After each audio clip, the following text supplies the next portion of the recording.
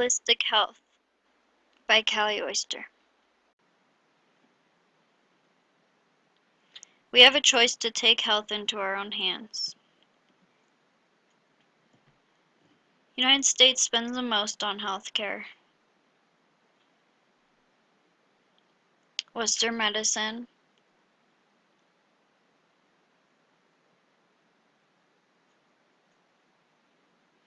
Western versus Eastern medicine.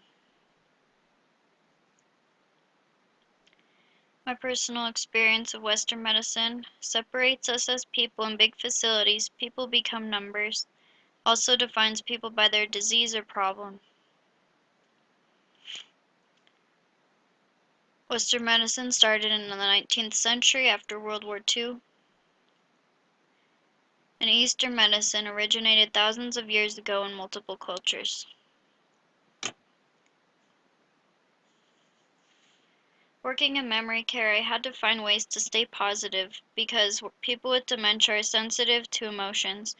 I would take the time for my mind, body, and spirit to align myself in the right mindset before and during work, with the prayer to be used as an instrument of peace, peppermint to help me relax, amethyst to protect me from negative vibrations, and also yoga. Holistic in medical terms, according to Google.com, is characterized by the treatment of the whole person, taking into account mental and social factors rather than just the physical symptoms of a disease.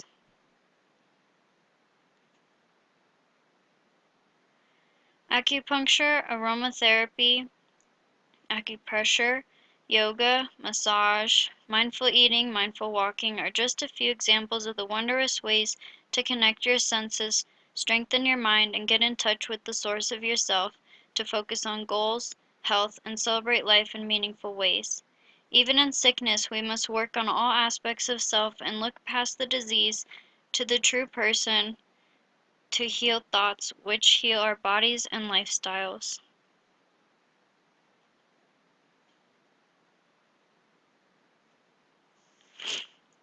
Technological life affects our health.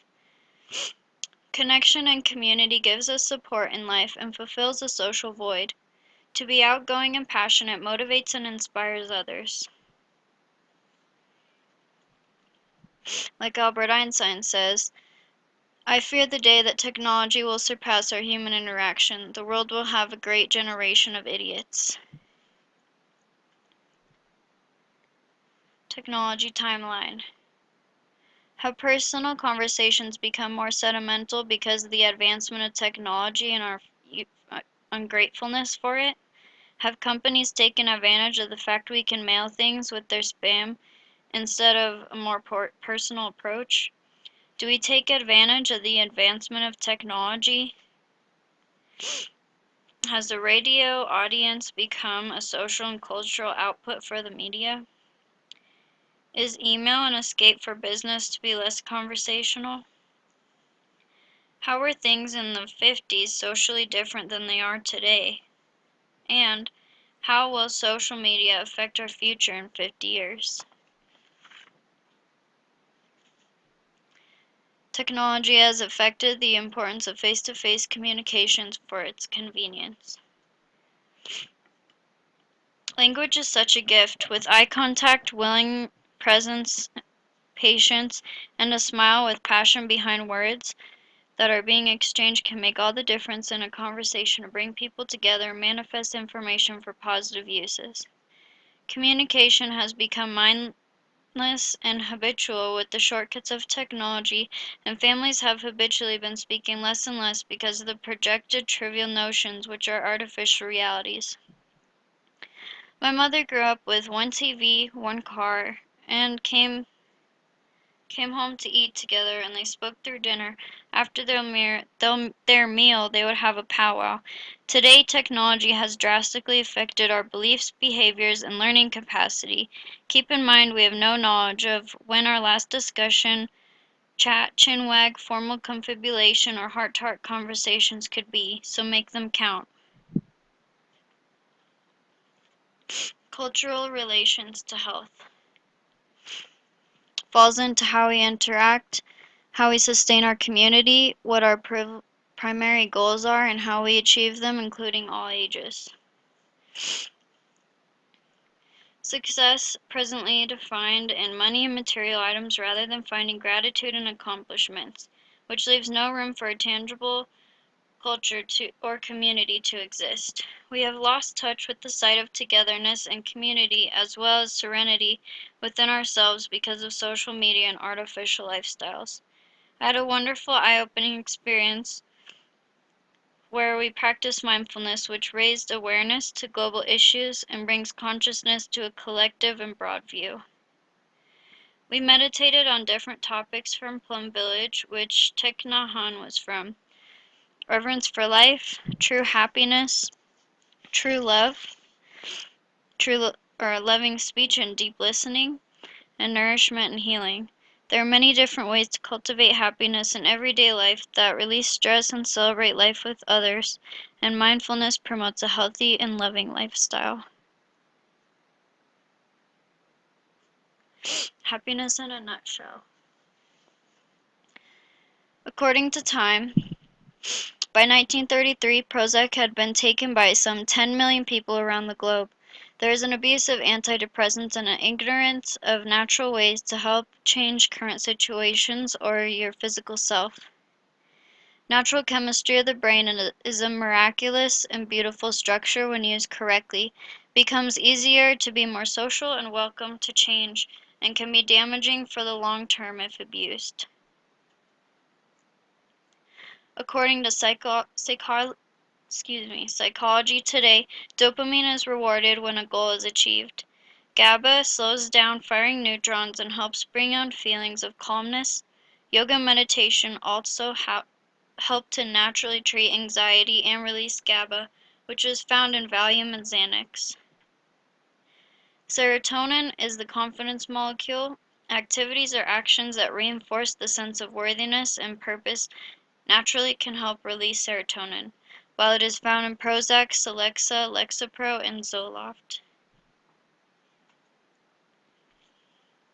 The nature of the brain is designed to reward us for life experiences, and the best news of all is the best things in life are free. Whatever your state of mind, there is a brain chemistry that corresponds to it.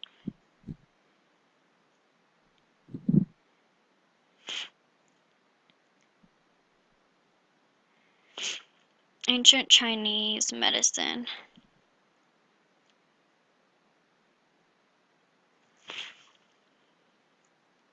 Qigong, herbology, healing touch, crystal therapy, mindfulness, meditation, neurolinguistic programming are a few different modalities under Chinese medicine and holistic healing which promote a healthy lifestyle while encouraging growth in the aspects of mind, body, and spirit.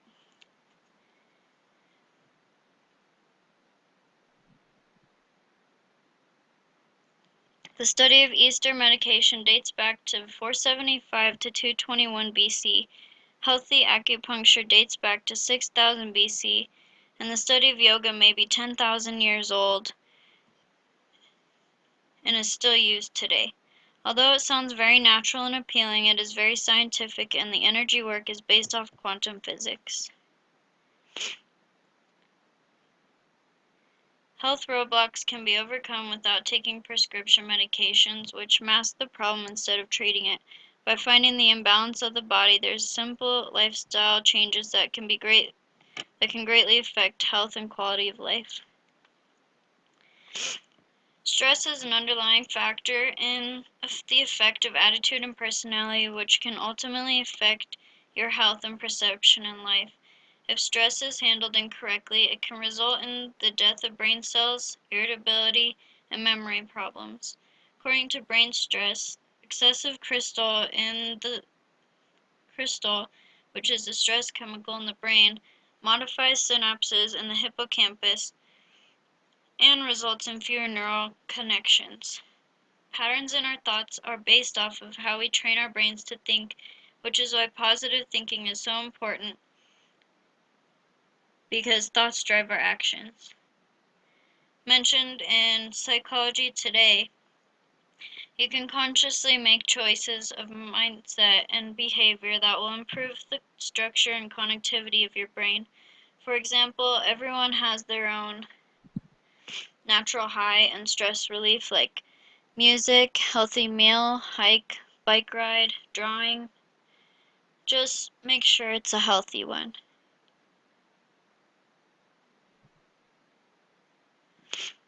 We're excited.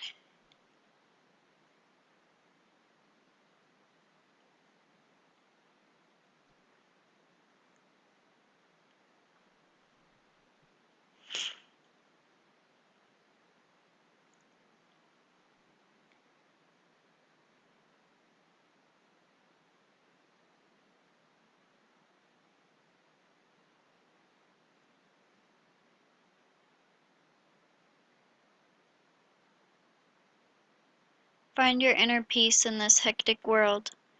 Thank you for listening.